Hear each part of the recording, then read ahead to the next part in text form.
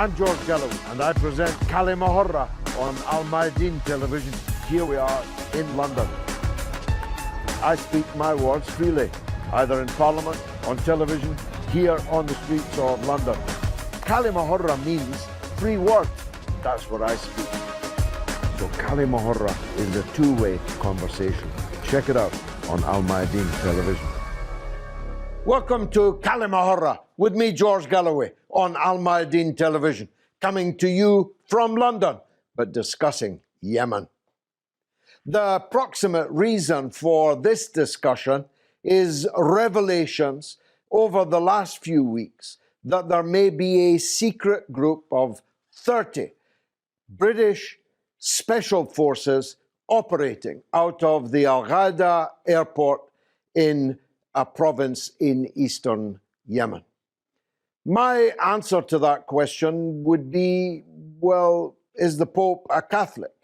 After all, the British government is up to its neck in the Saudi-led coalition annihilation of huge numbers of civilian people in Yemen through starvation, where millions of children live now permanently on the brink of famine, prey to disease, infections of all kinds, and of course prey to the rockets, bombs and missiles supplied to that coalition by Britain and the United States of America. So why would there be any inhibition at all about interposing British special forces into the battlefield?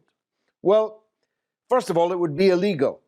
The British government has denied involvement in the coalition's war against the people of Yemen. Secondly, Parliament has not been informed of this deployment, which it would have to be according to the conventions introduced into Parliament under the premiership of Tony Blair and followed, by and large, by every Prime Minister since. And thirdly, it would be catastrophic in public relations terms, because in the Al Ghaida airport is a torture chamber. You don't have to believe me. You probably want to believe Human Rights Watch instead. Hardly a citadel of propaganda for the Houthi cause. Human Rights Watch has carefully catalogued a series of horrific human rights abuses being carried out at that airport, including forced disappearance and torture on a massive scale. In an airfield where there's a cell of British armed military personnel, if recent reports are to be believed. It's therefore, at least for us in Britain, an important question. Has Parliament been deceived? Has the government been lying? And are British soldiers in Yemen with blood on their hands? It's a big question, Bob, isn't it? You are a defence and security expert, good friend of the show, a man steeped in bomb disposal and intelligence work in your long and distinguished military career. But you've also worked for the UN, you've worked for NATO. Did this report have the ring of truth to you? Well, George, what I would say is no one, as you said quite rightly, would be surprised at the fact that there are British special forces based in Yemen, since, you know, the whole point of a sense future war will be more asymmetrical. Yemen is strategically positioned in terms of controlling, the straits between the Red Sea and the Gulf of Aden. So ultimately, it's always been a place of interest for everybody in that region, and certainly against the GCC. You know, they're worried about the Houthis being supplied by Iran.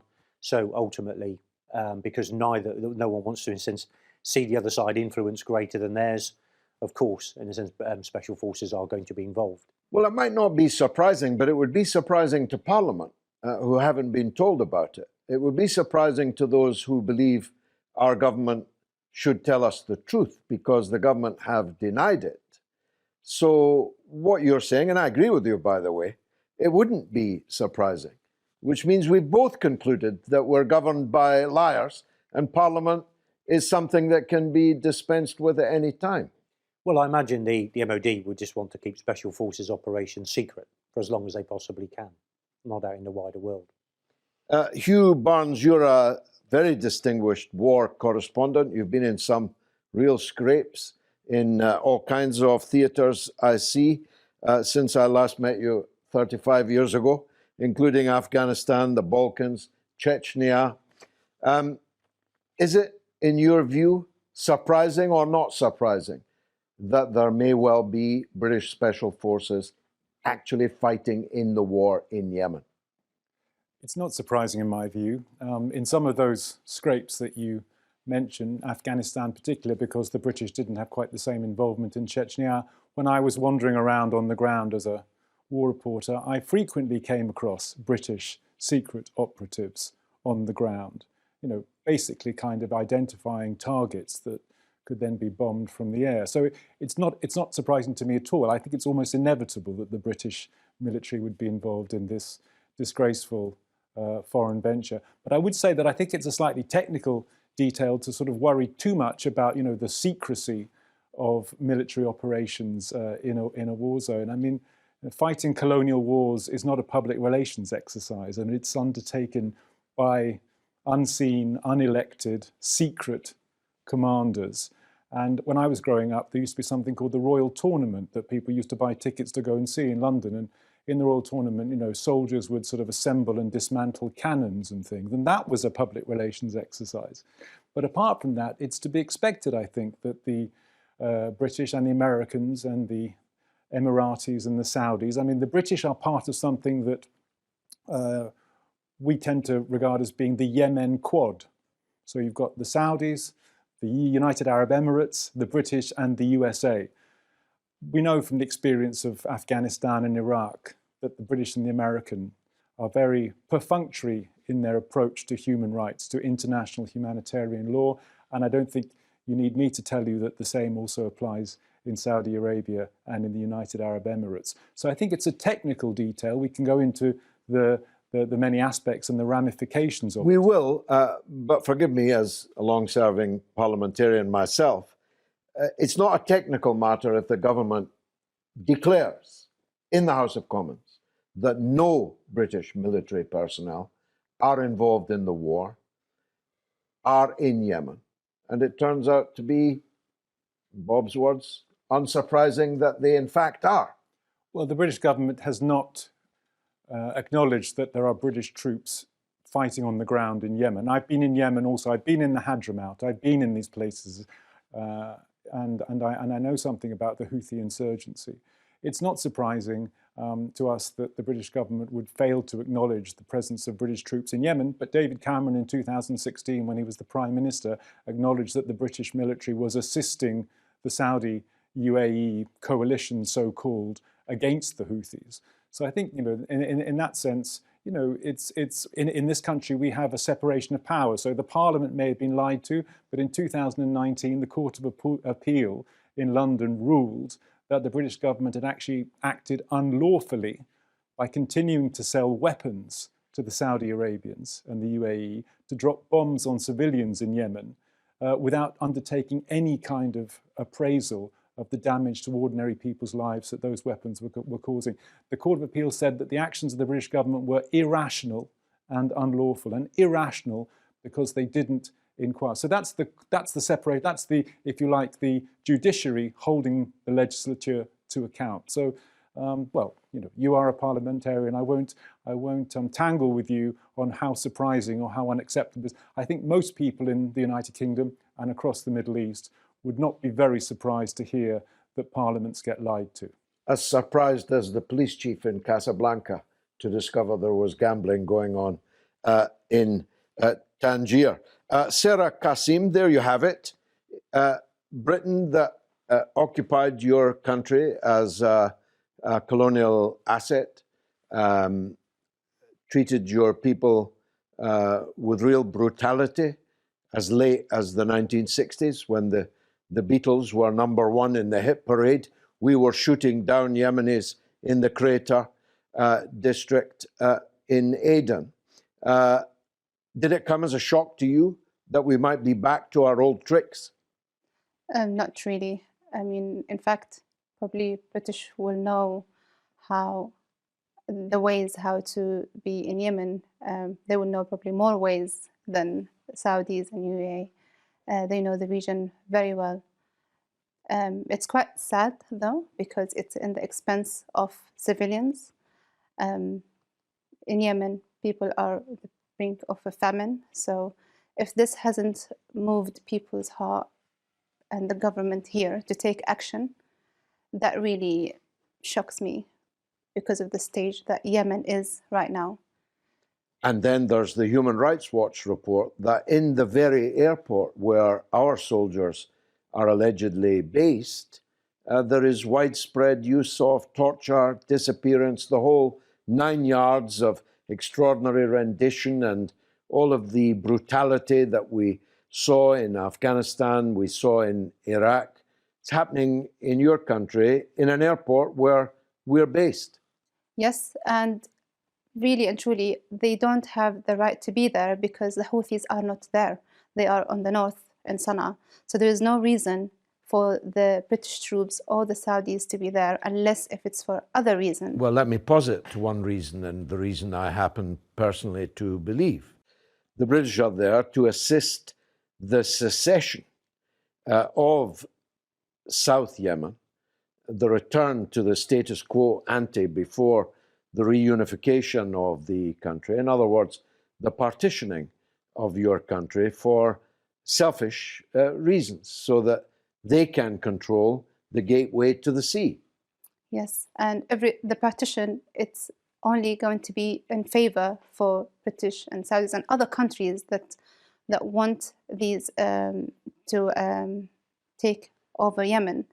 Well, let's hear from Dr. Halla Diyab, who's based in Leicester in England. She's a broadcaster, screenwriter, author, producer, and TV commentator on Middle East and North African affairs.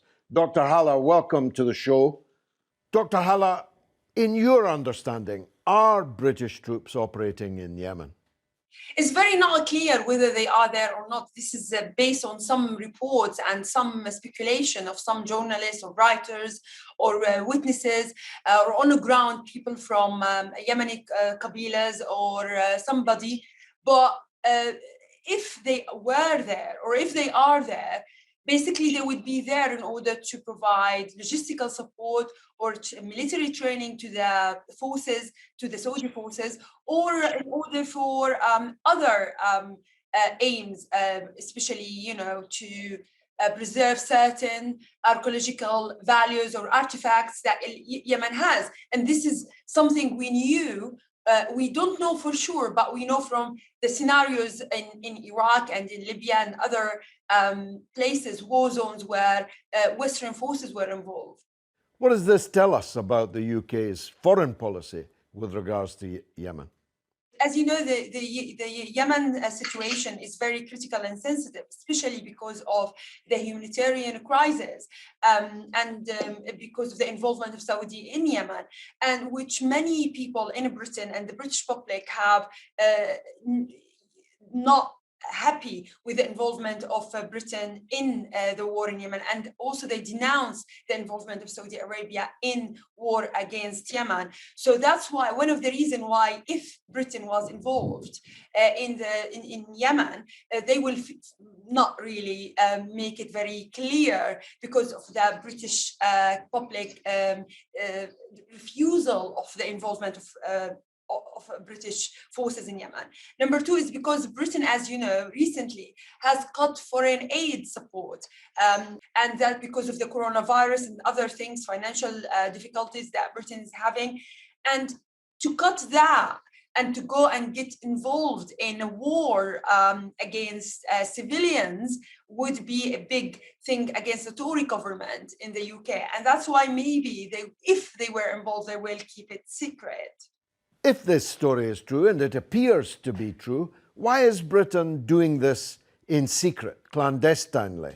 It's hard part of the historical British diplomacy, where Saudi Arabia is an ally of Britain, and they cannot really ditch their interest and their mutual relation with Saudi Arabia, especially now after Brexit.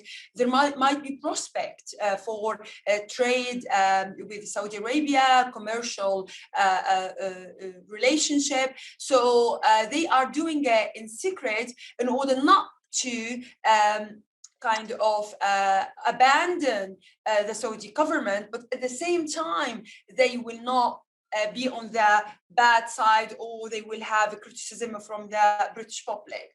Dr. Halla, is it in your understanding only British troops that are operating in Yemen, or might other countries also be similarly engaged? Of course it will be, but it's very difficult when it comes to Yemen to know exactly who is on the ground and who is operating from regional or international forces. That's mainly because there is no media interest as much as it were in Syria, or if we say in other war conflicts in the Middle East, and also because of the pressure that Saudi forces or Saudi government has on humanitarian situation, humanitarian aids to reach Yemen. So it's very difficult to know who is operating and are they there in order to provide aid and support to civilians. Do you think that British troops in Yemen will be staying there for long? It's very also highly unlikely that Britain wants to get involved more in international war or in international military support, mainly because of the financial situation, economic difficulties that Britain is having after COVID and the lockdown, and all the financial expenses that incurred during the lockdown from NHS, and also with supports of unemployment and all of this. So it might be, that's why they're keeping it in secret, I think, because in a way it shows support to the Saudi forces, who are a very important ally and friends to the West, but at the same time they are not going completely to say we are supporting the involvement in Yemen, because it will be liability to the British government if they say, okay, we will support logistically or military training, and then it will be difficult. It will be a long term. That we have seen that in Afghanistan, for example, or Libya. So they do not want to, pledge to be involved in Yemen war, but at the same time they don't want to upset the Saudi. That's why this kind, if they were there, it will be in small number, and it will be also not in secret. Bob, it's mission creep to say the least, isn't it? First we were supplying the arms. Then we put people in the command and control cell inside Saudi Arabia itself. Now seems by common currency that we've got soldiers inside. What if some of them are killed? If they're captured, we'll be drawn further into this quicksand, won't we? Well, not necessarily. They will have strict sort of parameters onto what their mission is in country. Typical roles of the SF, as you said, well, in support of the GCC, it's more logistic and intelligence support. In terms of SF on the ground, they do two major things. One is protect SIS intelligence officers that might well be working on the ground and their agents, etc. That's one of their roles. The other is to provide training to the Saudi Special Forces. Another one, they're all capable of calling in airstrikes. They're all qualified air controllers in that sense, or FACs, called air controllers. But that doesn't mean necessarily they are calling in airstrikes on behalf of the Saudis. They could be training the Saudis, special forces, to do that. They also work in the same way. And it's the Saudi Air Force. So it would be unlikely that Britain would be calling in a Saudi airstrike on anywhere. And if they did, they would be minimising collateral damage, quite frankly, because they'd be extremely concerned if they didn't, or the airstrike would not get authorised if there was a chance of collateral damage. That's not what we do. That's not what they do. They've got various roles.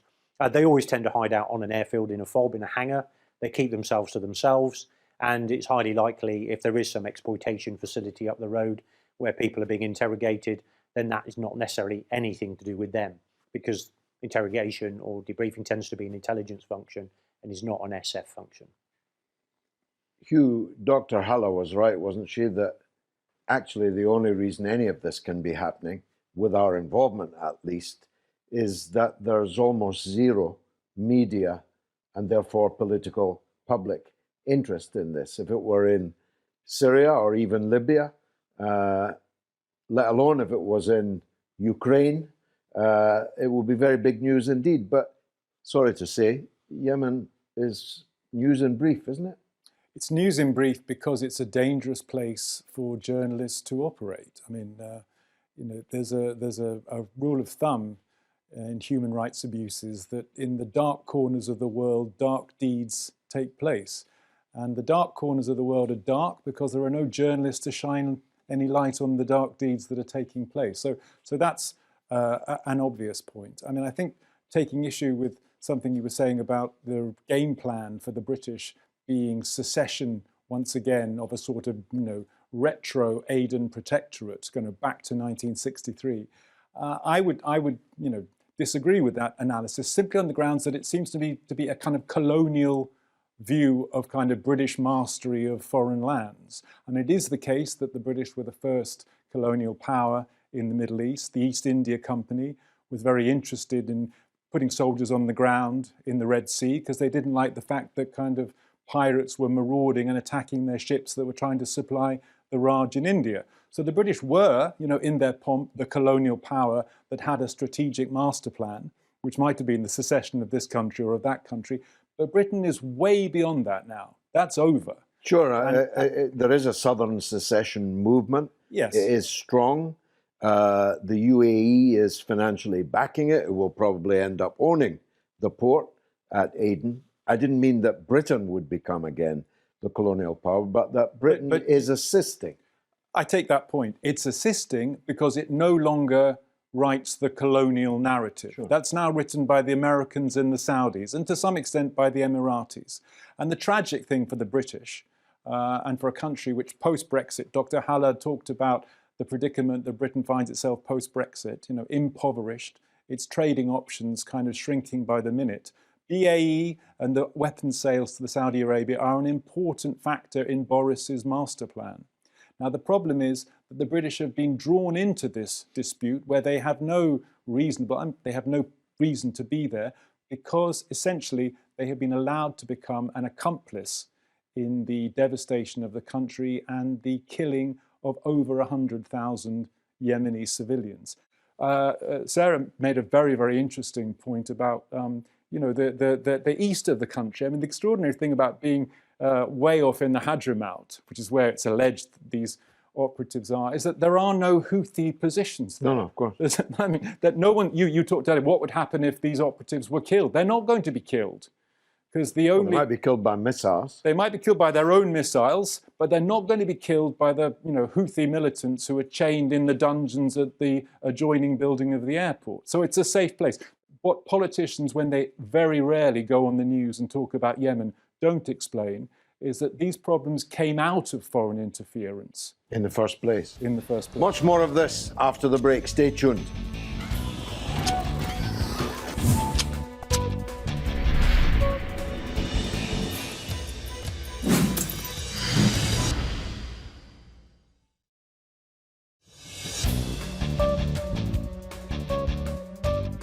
You're watching Kalima Horra with me, George Galloway, on Al Mayadeen Television, discussing Yemen, but also British involvement in the Yemen. Are British forces secretly operating inside Yemen in the Saudi-led coalition war on the people there? Bob, it's not going well, the war. Despite all the weapons that have been sold to them, despite our expertise, whatever it is, in the command and control room, and now despite the presence of our forces there, and if there are 50 there, there might be another 50 somewhere else, and yet the coalition isn't winning this war. What's the point of it all? Well, there's only British involvement is there really to target terrorism, and I don't mean Houthi, I mean sort of Al-Qaeda and ISIS, etc. there. So really they're focusing on that side of it. And one of the 4 pillars of why the GCC are there are to try and counter Iranian influence. So as they see it, people are being supplied by Iran with weapon systems, some quite advanced. So ultimately, they will be there to not in Mara province, as we've just try and heard. counter that. There are no Houthis there, so no, there are no Houthis there. Agreed, but they will be there basically to have a look at what's on the ground and find some ground truth and to be able to back brief and also try and counter Iranian influence wherever they feel that is. And so ultimately, yeah, one could say it's obviously the worst humanitarian disaster in history. Absolutely. So it's not going well from that point of view. But ultimately, we don't know how successful the SF are actually being until you know exactly what they're doing and who against. You see what I mean? Forgive me pressing you on this point, but I was disturbed, I should say, with your contention that if we're based in one part of an airport and there's torture going on in another part, and I think we can accept that there is torture going on. The Human Rights Watch report is devastating. How is that not any of our responsibility? I'm not getting that. If I knew somebody was being tortured in the next room to me, I would consider it my moral and probably legal responsibility to intervene on it. Well, don't forget, you're on a base of a host nation. So ultimately, as I said, the SF will keep themselves in their own hangar, out of the way of everyone else. They're not going to be... Sure, they can hear the screams. Not necessarily. That's why you have soundproofed rooms, etc. If you are doing torture. And ultimately, it's another part of the base. Airfields tend to be rather large, especially in the Middle East where there's a lot of ground, and a lot of space. They're larger than UK. So ultimately, it's somebody else's area. It belongs to another country. You think that why would you necessarily be involved would at all? that pass at Nuremberg, you think, as a defence? I had a soundproof room. I didn't hear the screams.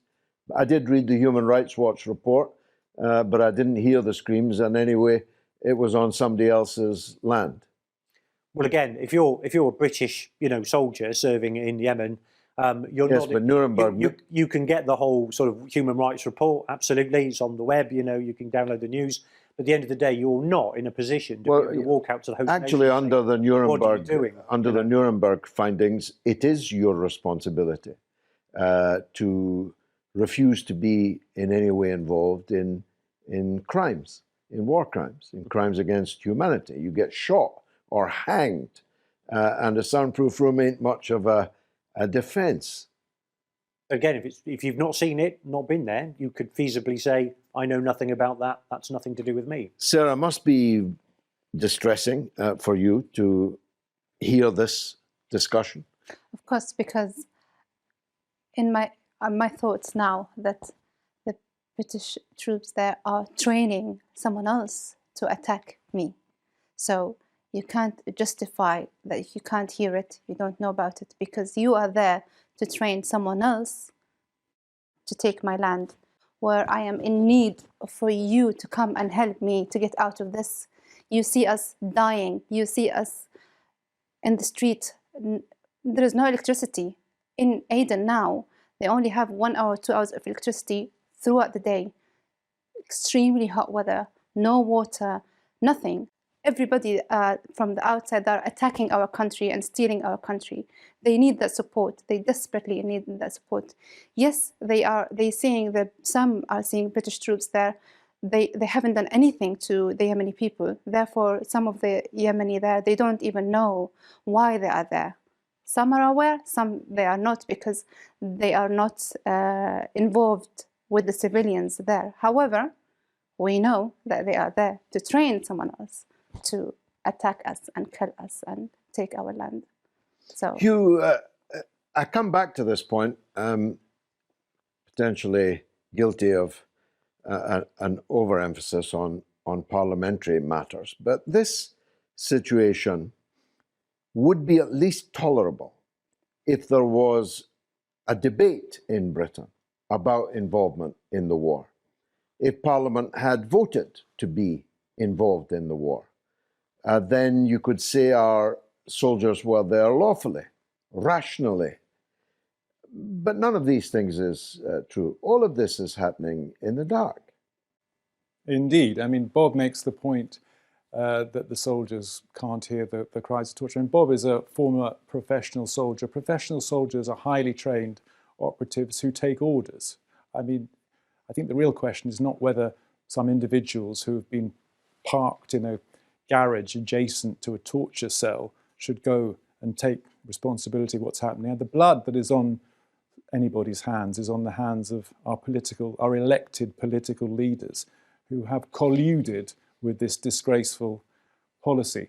I mean, the justification historically for torture was the so-called war against terror. If you can demonize your opponents, then the Geneva Conventions no longer apply.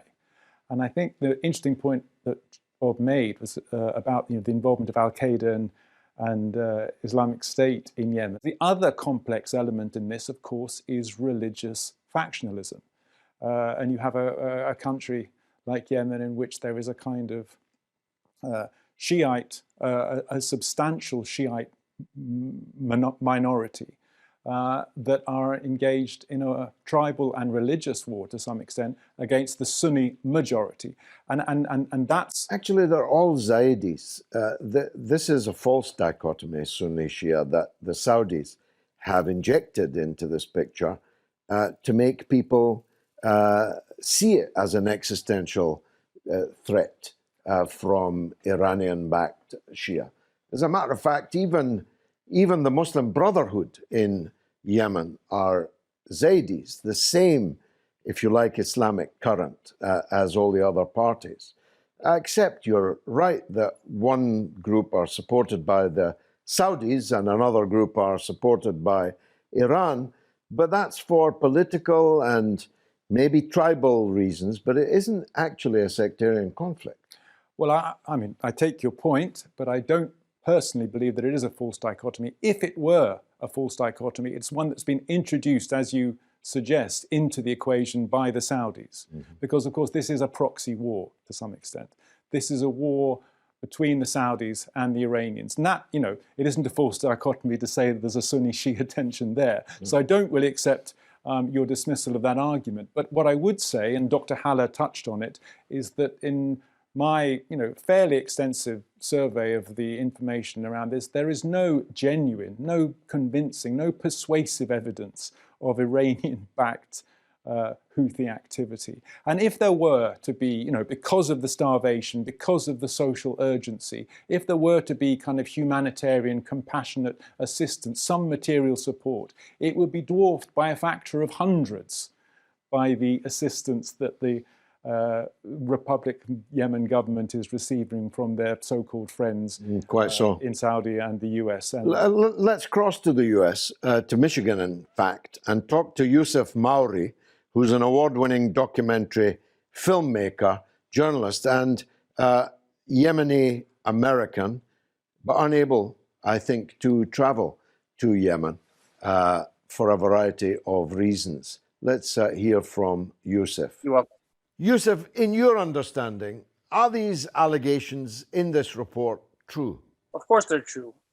In fact, the British troops have existed in Al-Mahra province since 2018. This is nothing new. British and Saudi troops have existed in Al-Mahra province since 2018 for a number of reasons that they will not tell you about. One of those main reasons that the British troops exist in Al-Mahra is because, first and foremost, they want to secure the Saudi oil pipeline that stretches from Saudi borders through the district of Al-Mahra into the Arabian Sea. That's one reason, but that's not the main reason. One of the main reasons for these foreign troops existing in Yemen is because they actually want to establish permanent military bases and military airfields all around Yemen, just as the UK and US government did in Afghanistan and did in Iraq. And the strategy here seems to be they want to establish these military bases all around Yemeni coastal lines and on Yemeni islands. These military manifestations, as we see, are in the island of Socotra, in the island of El Mayoun, where the UAE and the British government is establishing a military airfield. And as we know, the UAE government is establishing and is occupying the island of Socotra. And what I think this is in preparation for is an all-out war on Yemen from all four corners by a NATO-like alliance consisting of US, UK, and other Western troops, along with their Saudi, UAE, Arab allies. And I think their plan in the near future is to attack Yemen from all corners, and they want to use these military bases that they're establishing in the east, west, north, south of Yemen to attack the Ansar Allah-backed government stationed in Sana'a. And of course, the goal here is to restore the Hadi-backed government into power in order to maintain US and Western interest over Yemen land. You mentioned our bases in Afghanistan and Iraq, but these were run openly. Why would we be running this operation in secret? Well, the reason why it's hidden is because it's going to be a preemptive strike.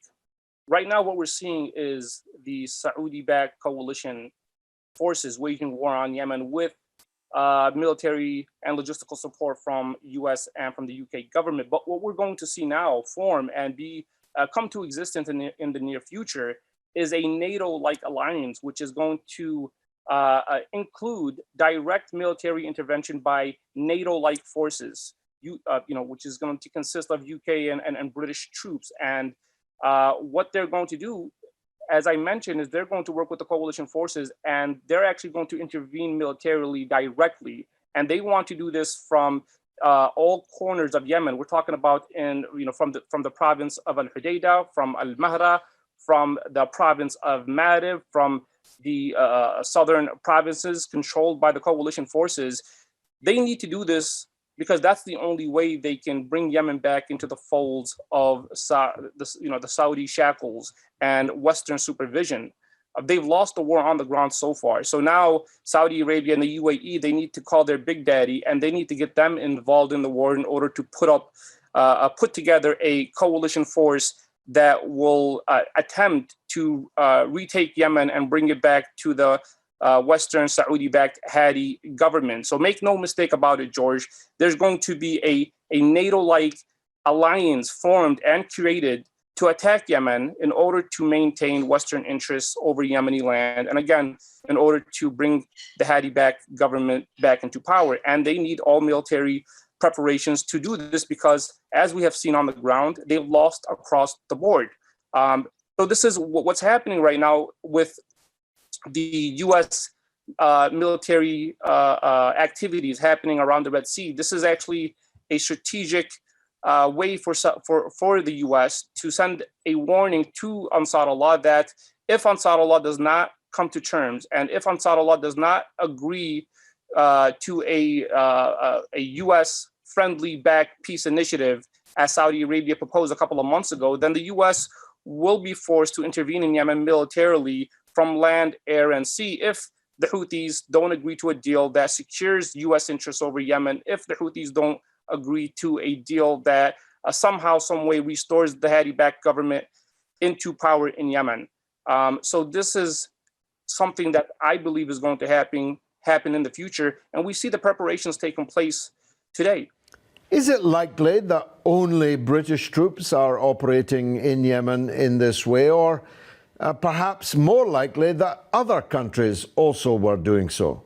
Well, we're talking about British troops existing on the ground. We're talking about US soldiers on Yemeni soil. We're talking about UAE. We're talking about, of course, Saudi troops on the ground. Pretty soon there's going to be French and German troops in Yemen.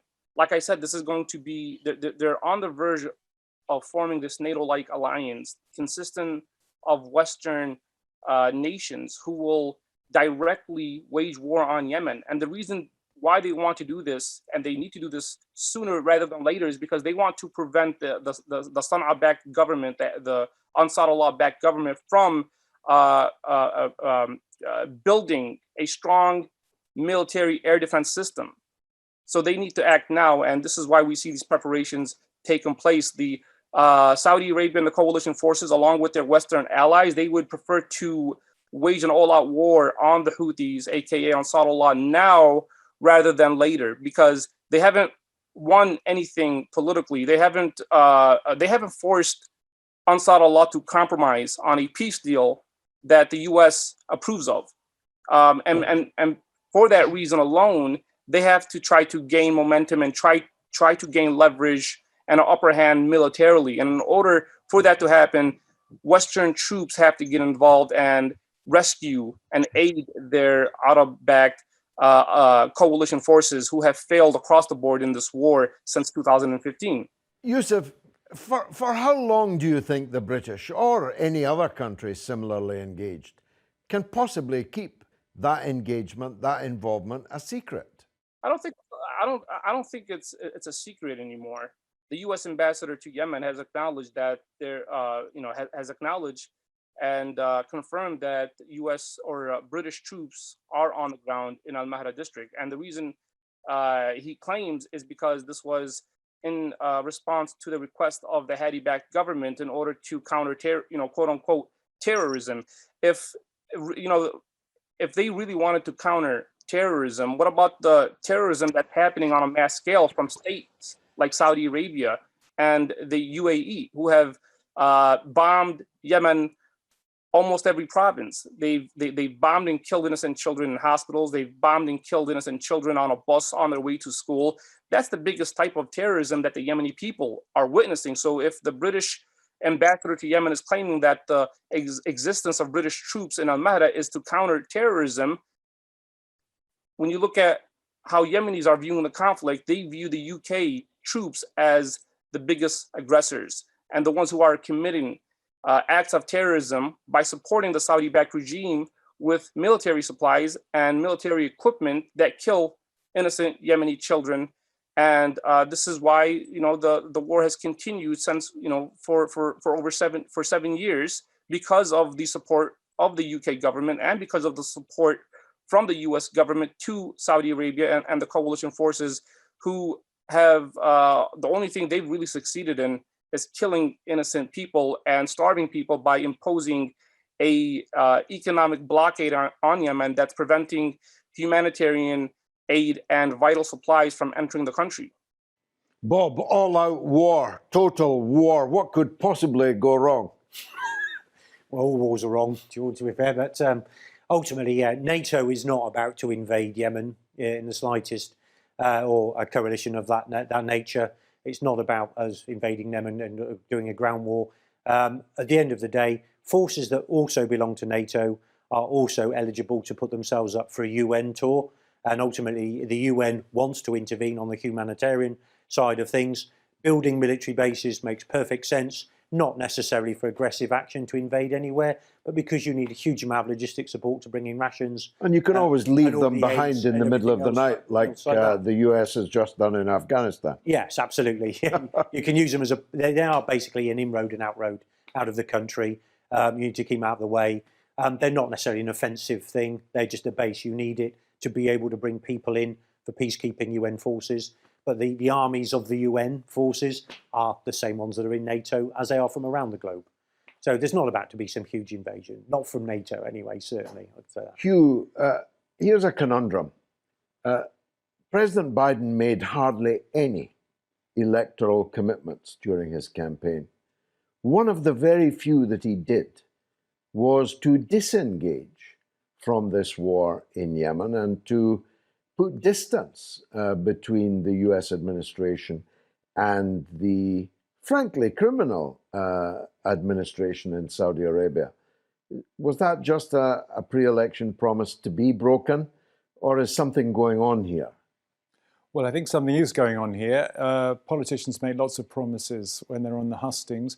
As I said earlier, Trump and Mike Pompeo designated the Houthis a terrorist organization in January of this year, and Biden turned that around fairly promptly, took them off that list. Not that that list is a meaningful thing to start with. And the difficulty, of course, is if you stop selling smart bombs to the Saudis, they just go back to using the unsmart bombs, which kill even more civilians. And that's one of the problems. I mean, I thought what Yousef was saying was obviously very informed, and respect to him for his knowledge and his eloquence. I mean, I'm not sure that I would necessarily see the ramping up of a Western invasion of Yemen as being a very distinct or immediate possibility, simply because I think the perpetrators of these war crimes, and they are war crimes, let's be honest, I think they are already beginning to see the error of their ways. That's not to say they're going to come to the negotiation table anytime soon. But in 2019, Mohammed bin Zayed, the de facto leader of the UAE, he sort of pulled back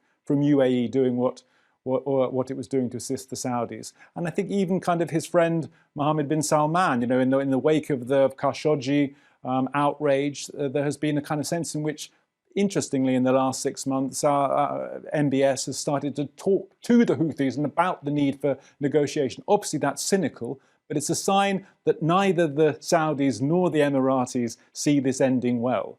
And then, of course, you have Biden, we've just been talking about, who, whether or not he's going to put his money where his mouth is talking about kind of going in a more peaceful direction. So we're in a kind of intriguing, paradoxical situation post-Brexit of having the Yemen quad of killers hanging up their guns, all of them except for one, and that's the British government. It is whether to go on or. Is it bloodier to go on or to go back? Not reinforcing failure was always, I understood, a military principle. This war is a failure. Why would we reinforce it? Well, in a sense, we wouldn't reinforce it. Ultimately, as Hugh and Sarah quite rightly said, it's the tribal politics of Yemen is very complex. As it was the president himself, Saleh, who often said, governing Yemen was like dancing on the heads of snakes. At the end of the day, it's an incredibly complex place. It's not black and white. You're not always look at Afghanistan, Iraq, and the results there as well. It's the same sort of thing. So ultimately, it's all about long-term bringing people to the negotiation table and finding an accord there, hopefully in the sense of UN auspices, and bringing in that humanitarian aid. Selling weapons to Saudi is, yes, they get used there, but that's not, as in a sense, direct. We don't sell them to Saudi deliberately to use in Yemen. And if you didn't sell Saudi weapons, somebody else will. All countries sell weapons. It's part of hard currency. Russia needed it. That's the alibi of every heroin dealer on every street. But again, even a heroin dealer could say, well, I'll stop selling it if you stop demanding it from me. The US has got a huge drugs problem. And it's like, well, the Colombians could quite rightly say, well, tell your public not to snort it up their nose ultimately, and we'll stop making it. Our courts have declared those sales to be unlawful and irrational, but we're still selling. Yeah. Well, that, again, as you said, that's a point really for the judiciary to come against legislation, really, and stop that if it's unlawful. Sarah, you've heard your country described by, in this case, a quotation of your former president as snakes whose heads have to be danced upon. We've heard about tribalism and sectarianism and complexities and so on. Is that how it all looks to you as a Yemeni? As a Yemeni, everybody that have governed Yemen has been the wrong people because they have not been elected to govern Yemen. They have destroyed the country. They've sold it out. They've sold the country out. I cannot say we have the right government. You'd include Ali Abdullah Saleh in that? Of course, yes. Look where Yemen is now and how he left Yemen by the hand of Houthis. Everybody that has a charge on Yemen, sadly, have destroyed Yemen. So I would blame the government, our government, before anyone else because they've sold it out, they've sold us out. I am not with the division of Yemen. I still hope that if the British government will get involved in anything, that would be to bring peace to Yemen. How distant does that seem to you now? There is hope. Every Yemeni back there has hope that Yemen will come back. But is it rational hope or just blind faith? Blind faith. But we believe something will come up. Something will happen. If you hear how young people speak about the future there, you'll be surprised that they're going through all of this and yet they are fighting. It's just that we're waiting for the right people to take the chance to lead us. And to everybody else that there, leave us alone, leave the country. Just look where we are now. We need to live. We need to survive. By this stage, humanity should come up before anything else because people are literally dying there. Well, from my point of view, British involvement in Yemen is not going to end any more happily than our involvement in Afghanistan and Iraq have ended, and Libya for that matter, and Syria for that matter. Hugh agreed with me earlier. Indeed, he proposed the point that Britain is a faded power. It is not dictating the colonial future of places like Yemen, which begs the question why we're there, how we can justify any level of involvement, whether the supply of weapons, the training of Saudi personnel, or just staying in a soundproof room just out of earshot of the torture and the screams. I simply cannot fathom.